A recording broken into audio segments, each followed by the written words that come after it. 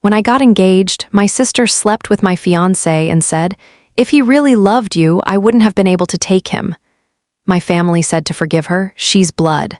I did, publicly, smiling at the camera as I gave the maid of honor speech at her wedding, right before exposing their texts on the reception screen.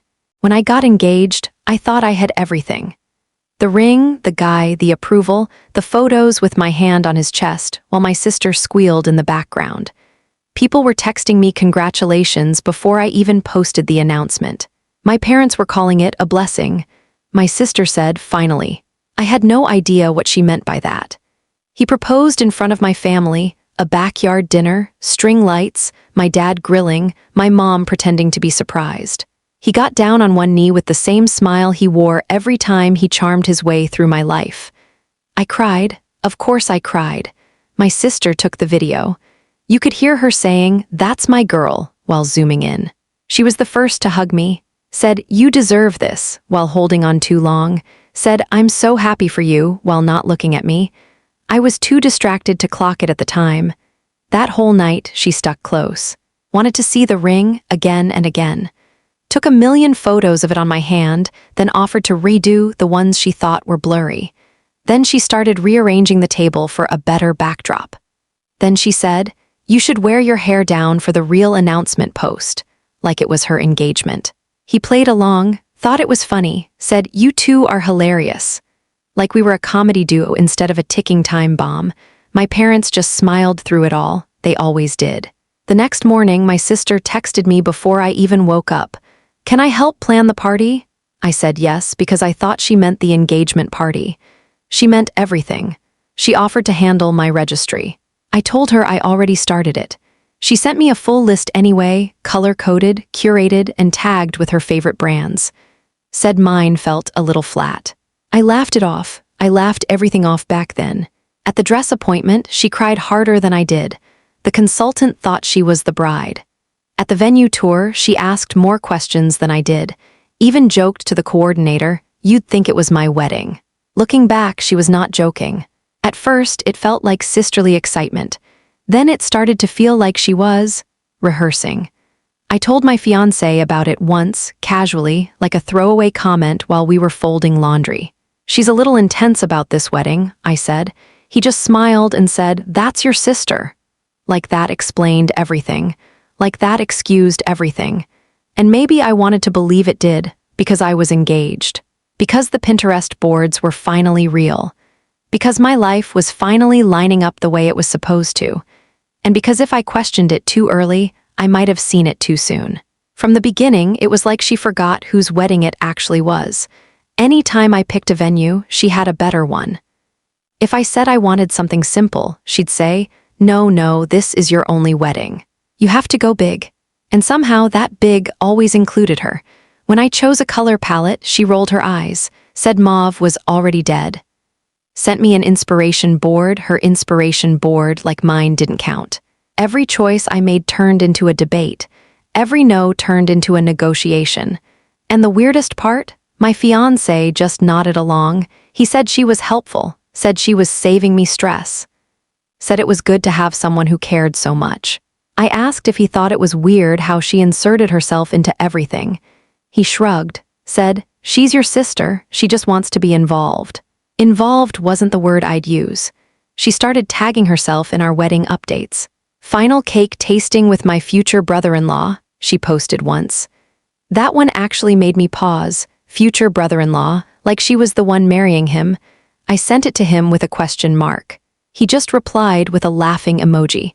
Then she started referring to him as her best friend. Said it casually at dinner in front of my parents. I raised an eyebrow. She laughed and said, "Well, he's around more than any of my guys." "Right, Mom." My mom just smiled.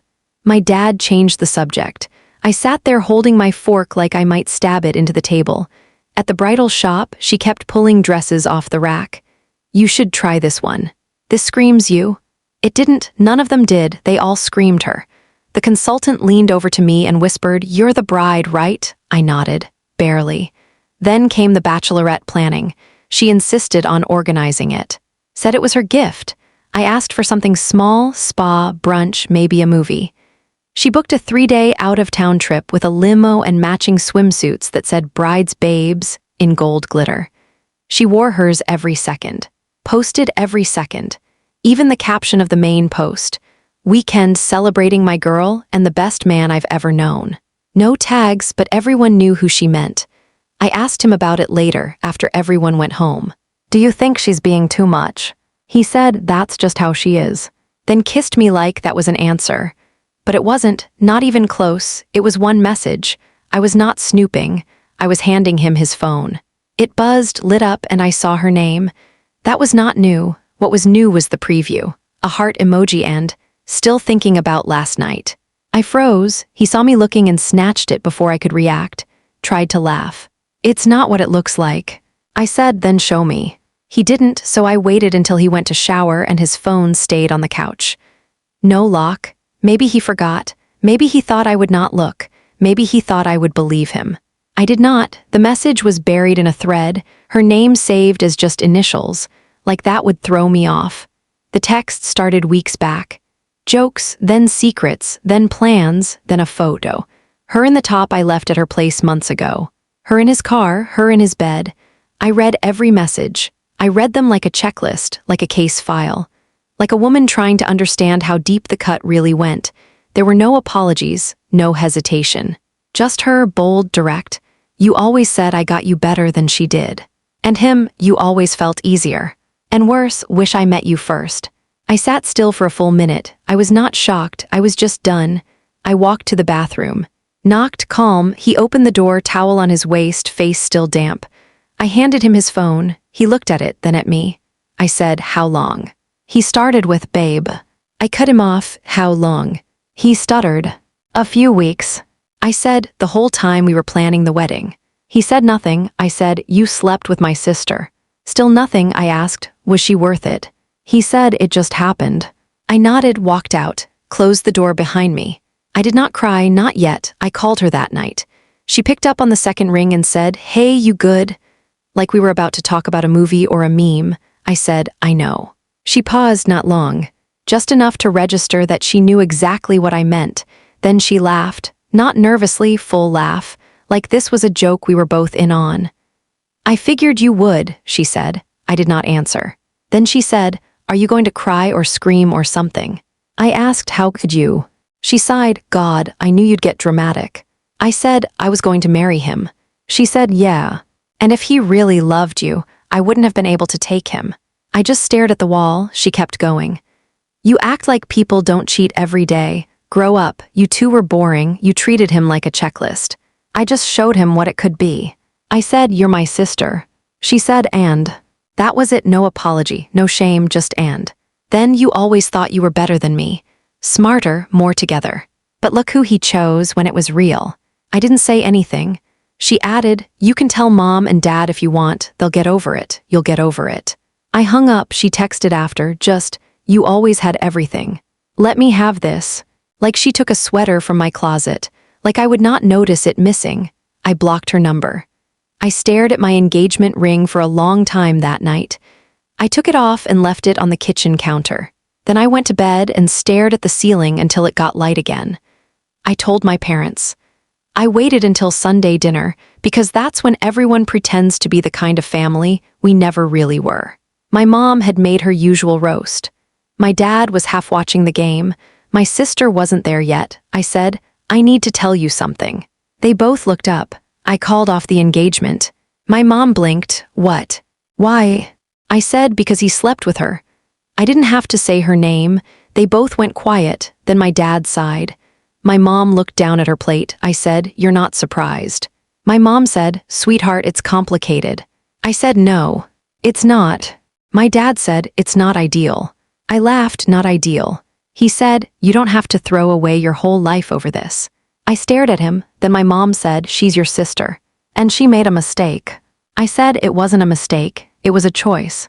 "She's blood," my mom said, like that canceled everything. Then she added, "You two have always had tension. Maybe this is about more than just him." I actually looked around the room like I might be on camera. I said, "So this is my fault." My dad said, "We're saying just try to move on. You don't have to make it a war." I said, "You'd rather I stay quiet." My mom said, "We just don't want this to tear the family apart." Too late, I got up. I left my plate. I didn't say goodbye. On the way out, my mom called after me. "You can't throw away family." I didn't turn around. I just said, "You already did." After that, I became the bitter one.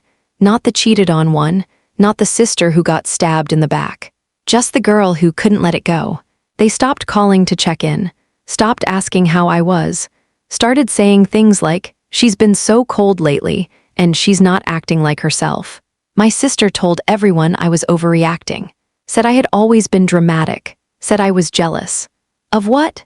She started posting soft launch photos with him, nothing obvious, just his hand, his dog, his hoodie on her chair. Then came the caption, "Some people lose what they were never meant to keep." Everyone knew who it was about, including me. I texted my mom, asked if she saw it. She said, "Don't start." That was the tone now. Like I was the one stirring the pot just by acknowledging it existed. At a cousin's baby shower, someone asked if I was seeing anyone new. I said no. My aunt smiled and said, "Still stuck on that whole thing?" I said, "Still stuck on the cheating thing?" She blinked. Said I was being harsh. Apparently, the new rule was, if I did not forgive her, I was being cruel. If I forgave her, I was being strong. There was no room for just being angry. My sister came to the shower, by the way. Walked in like nothing had happened, gave me a little wave. I looked at her, then looked away. That was enough for people to start whispering. I became the problem. The wound became the crime. 2 weeks after I ended the engagement, he moved in with her. No announcement, no conversation, just a tagged photo of their matching mugs on her kitchen counter. Caption, "Mornings with you." I saw it because my cousin sent it to me. Said, "Is this real?" I didn't respond. No one else checked in. Not my mom, not my dad, not anyone who was sitting at that Sunday dinner table when I told them the truth. They all went quiet. Like if they did not say anything, they could pretend none of it happened. Like silence could reset the whole thing. Meanwhile, she went public, started posting him regularly. My favorite person, my biggest blessing. All the things I used to write, all the things they used to say about us. She wore my ring, switched the stone to a different setting, said she picked it herself. He used the same caption on her birthday that he used on mine last year. Word for word, I laughed. For real that time. I told myself I was done. I deleted our old texts, archived the wedding folder, took down the save the date magnet still stuck to my fridge. I tried to block it all out, but they made sure I saw it. Every family event, her and him, front and center. My mom tagging them in stories. My dad saying, "You know, he's really stepped up." No one even bothered to mention me anymore. I was not invited to the engagement dinner they threw for the new couple. My name did not come up. I was not asked to help. Not asked to show up, just erased, and honestly, that was the first time I felt something close to peace. They picked their side. I was no longer confused about mine. Then the wedding invitation arrived, cream envelope, gold lettering. Formal tone, no mention of what it really was. My sister's name first, his right under it. The date was set. The location was the same one I had booked for my original wedding. The RSVP card included meal choices and a line that said, "We hope you'll join us in healing and celebration." I laughed so hard I dropped it. That night my mom called, "We really hope you'll come." I said nothing. She said, "It's time to move on. It's been long enough." I said, "It's been 2 months." She said, "And you're still angry." I said, "Should I not be?" She went quiet, then, "We're trying to come together as a family. That's what this is about." I asked, "Is that what weddings are now? Family therapy?" She ignored that, then came the real reason, "Your sister wants you there." I said, "Of course she does." She said, "She's sorry." I asked, "When did she say that?" My mom paused. Then, "She knows she hurt you, but she wants to move forward." I almost said no. Right then. Almost told them to go to hell and take their matching mugs and lies with them. But then she said, "She'd really like you to be part of it." And that word "part" stuck in my head. Not guest, not spectator, part. I said, "I'll think about it." She sounded relieved, like I had just done something generous. Like I was doing them a favor. I hung up. I stared at the RSVP card again, and for the first time since this whole mess started, I felt something solid forming. Not grief, not rage, just a plan. A week later, she texted me herself, said, "I know it's a lot to ask, but I want you there." I didn't reply right away. An hour later, she followed up, "You'll be maid of honor, right?" No question mark. Just a statement typed like a given. Like we had not sat in silence for months. Like she hadn't slept with my fiancé. Like I was lucky to be included. I asked, "Why me?" She said, "Because you're my sister." That line again. She added, "And because I know you're strong enough to show everyone how mature we are." I stared at the screen. Then she said, "I can't imagine that day without you." I could, but I said yes. She sent a string of emojis. Yay. "I'll send the dress info soon. I knew you'd come around." I texted back, "Can't wait." The dress was pale blush. Tight, flattering, she said, "It'll look amazing on you." Like we were friends. Like none of this was layered in rot. At the fitting, she hugged me. Tight, said, "Thank you for being the bigger person." I smiled, said, "Of course." The whole room relaxed. Everyone assumed the drama was over. We were healing. We were united. We were sisters again. What they didn't know, what none of them even thought to wonder, was that I wasn't standing beside her because I forgave her. I was standing there to make sure she saw me, to remind her I hadn't forgotten a single thing. The second I said yes, I started backing everything up. Screenshots, photos, old texts, all of it. I moved the files to a drive labeled something boring, budget notes. No one would check it. I exported every thread between her and him. The ones I saved the night I found them. I downloaded voice messages, screen-recorded Instagram stories, archived emails. Anything with a date, a timestamp, a piece of the story they wanted buried. I even dug up the photo from the night she first lied to my face. The one where she stood beside me in a bar bathroom mirror and said, "You're glowing. He's perfect for you." That night they had already hooked up. I backed that up too. I made copies, one to the cloud, one to a USB, one to a folder only I could access from my phone. Then I rehearsed. I kept it light. Practiced my speech in the mirror like it was any other toast. Everyone would expect something sweet. A childhood memory, a joke about sibling rivalry, a tear, a raise of the glass. They would get all of that. And then they would get the truth. At the rehearsal dinner, I smiled. I passed the wine. I laughed at every bad joke their friends made. I thanked the caterer. I offered to help set up the chairs. Every time someone said, "You're being so gracious," I said, "Well, love is love." Every time someone said, "It means so much to her that you're here," I nodded and said, "It means a lot to me too." They believed it. She believed it. He kissed her on the cheek at the table and said, "You're glowing." I looked away so they would think I was being respectful, but I was smiling for real that time. The rehearsal dinner was everything it was supposed to be. Candlelight, clinking glasses, laughter that sounded real if you were not listening too closely. She gave a little speech, nothing big, just a few lines about how love shows up in unexpected ways. Everyone nodded like that was deep. He thanked everyone for supporting their journey. I nearly choked on my wine. My mom kept saying how proud she was. My dad kept calling him son. They even gave him one of Grandpa's cufflinks for the big day. He looked uncomfortable when he got them. Like some part of him knew he did not deserve that legacy. Like maybe a piece of guilt tried to surface and got shut down. She wore white, not a wedding dress, but close. Tight. Loud. She made a toast about sisterhood. Looked straight at me when she said it. I raised my glass and smiled. Everyone clapped. After dessert, I stayed behind to help. Loaded empty wine bottles into boxes, folded napkins, collected leftover name cards. She came over, said, "Thank you again." I said, "Of course." She said, "I was worried you wouldn't come around." I shrugged, family's family, right? She touched my arm. "I hope you say something sweet tomorrow." I smiled. "I have something really special planned." She grinned like a kid at Christmas. "I can't wait." I nodded, "Neither can I." I walked out into the parking lot, pulled up the folder on my phone, scrolled through the screenshots one more time. I had practiced the speech a dozen times by then, not for nerves, just to make sure I hit every line exactly the way I wanted.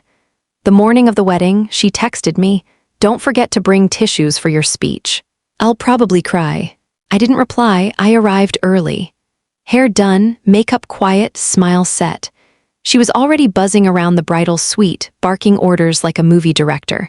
Her bridesmaids followed her like ducklings. All of them cooed about how stunning she looked. She did look stunning. That was the thing, she always knew how to dress the part. The perfect daughter, the charming bride, the girl who just made a mistake. When she saw me, she hugged me like we were old friends reunited. Whispered, "I'm so glad we're here." I said, "Me too." Before the ceremony, I got handed the mic briefly, just to say a quick line while guests were still arriving. A thank you for coming type thing. I took it, practiced speaking slow, light, warm. She smiled from across the garden, gave me a little thumbs up. Afterward, she pulled me aside. "You're gonna kill that speech," she said. "I know you wrote something amazing." "I did," I said. I heard her tell someone later, she's always been the writer in the family. I knew she'd make this unforgettable. She had no idea. The tech guy walked me through the queue. The slideshow that would play behind me, she thought it was just photos. Childhood ones, family ones. It started that way, but after slide 5 it would shift. I confirmed the USB was loaded, double-checked the order, sat through the ceremony without blinking. I held her bouquet, adjusted her veil, clapped at the vows. Everyone said we looked like sisters again. They were right, we looked like it. The wedding was perfect. The kind of perfect people post in reels with soft piano music. Ivory chairs, hanging lights, vows written in matching notebooks, guests dabbing at their eyes, my mom holding my dad's hand, my sister beaming like she had never done a thing wrong in her life. He choked up during his vows. Said, "I never believed in fate until I met you." I mouthed wow behind my champagne glass. She talked about second chances. How love is about timing, trust, and choosing each other over and over. There were so many inside references in her vows, it was almost satire. He laughed, she giggled, everyone applauded like it was pure poetry. And me, I stood right beside her, smiling. I held her train as she walked down the aisle with him. I fluffed her dress for the photos. Handed her a touch-up lip gloss during cocktail hour. I posed for the sisters' forever photo in front of the flower arch. We looked like peace, like reunion. No one could tell that under the table I was checking my phone, making sure the slides were set, confirming the cue with the tech. People clinked glasses, toasted to love, complimented the food, the music, the couple. Every guest was warm, every guest was full. Everyone kept saying, "They're perfect together." Even my grandmother said it twice. I made a note of the time. I was 30 minutes away from the mic. Someone asked me if I was nervous. I smiled. Just excited. Because the wedding was beautiful, until it wasn't. When they called me up for the toast, I took my time, smoothed my dress, adjusted the mic, looked out at 100 faces smiling back at me. She was front and center, arm looped around his, leaning in like she couldn't wait to hear what I had to say. I started soft. Said, "For those of you who don't know me, I'm the bride's older sister." Polite chuckles, a few nods. I've known her longer than anyone here. I've seen every version of her, the little girl in mismatched socks, the high schooler who used to write her crush's name in glitter pen, the woman standing here today. More smiles, she was glowing. I told a funny story about us as kids. How she once made a fake wedding altar in our backyard and forced me to walk her down the aisle holding a Barbie bouquet. Laughter. Even he laughed. I paused. Said, "But seriously, it's been incredible to watch her grow, and to see her so in love." She put her hand over her heart. He kissed her temple. Then I said, "I wrote something a little more personal, and I wanted to share it with a few photos. Just memories." I nodded at the tech guy. The lights dimmed. The screen behind me flickered on. The first photo was of us as kids, arms around each other, smiling like we had nothing to hide. The second was me and her, a year ago, holding hands at my bridal shower. More smiles. Then slide 3. A text message, her name at the top. The preview read, "He said you were cold. That he always wanted me." She didn't react at first. I kept reading. "I told him it felt wrong," I said into the mic. And she replied, and I quote, "If he really loved you, I wouldn't have been able to take him." There were laughs at first. Soft ones, nervous ones. People thought it was a joke. Then the next slide hit. A photo of my fiancé, now husband to my sister, shirtless in her old apartment. Time-stamped. Dated a week before he proposed to me. The room shifted.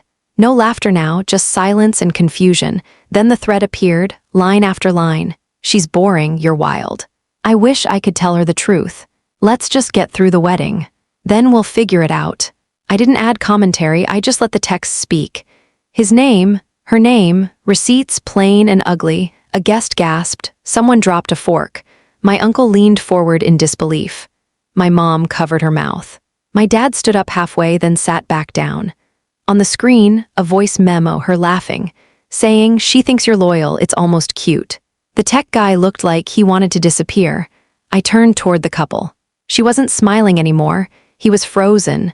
Pale, she finally stood.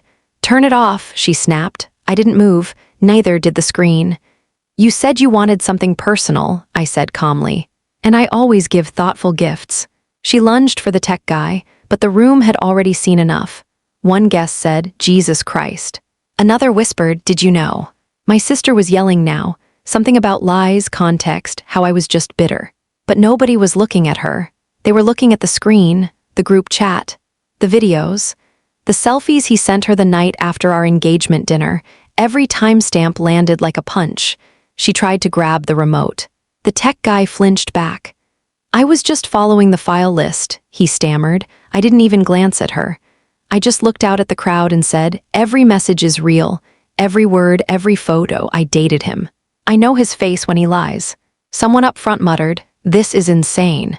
One of her bridesmaids stood up, quietly left the room. The screen flipped to a final image, the three of us, me in the middle, him kissing my cheek. Her grinning behind us. The caption read, "Family is everything." I paused, then shut the mic off myself. No dramatic mic drop, just a click, and I walked off the stage. Behind me, I heard her scream, "You said you forgave me." I didn't turn around. I heard chairs scraping, someone calling my name, her crying now, but I kept walking. He didn't say a word, just stood there useless as always. And my parents? My dad had his head in his hands. My mom looked like she couldn't decide who to be mad at. Nobody followed me out. They were too busy trying to put the fire out. She screamed, "You said you forgave me." He said nothing, just stood there, mouth open, like he was waiting for a script. The guests were frozen. Some looked at me, some at the screen, some at the door I had just walked through. I heard her heels click across the floor as she chased after me. "Wait." I kept walking. She caught up to me in the hallway, grabbed my arm. "Why would you do this?" I turned and looked at her. "You're the one who did it. I just put a frame around it." She blinked like that didn't compute. "I gave you what you wanted," I said. "A wedding everyone would remember. You embarrassed me." "No," I said, pulling my arm free. "You did that when you slept with my fiancé." She looked like she wanted to cry, but not for the right reasons. "You ruined everything," she whispered. "I know," I said. It felt good. I walked out the front doors, into the late afternoon sun. I could still hear voices inside. Someone shouted, "Turn it off." Someone else asked, "Is this part of the speech?" I kept walking.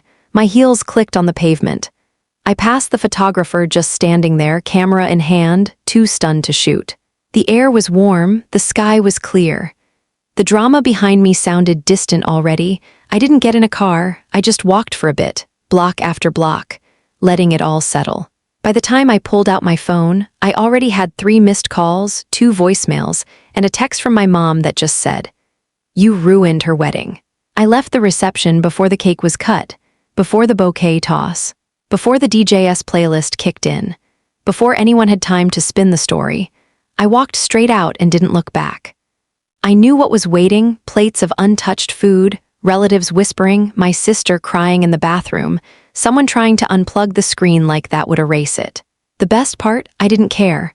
I got into the car I had rented myself, because of course they never offered one, and drove without music.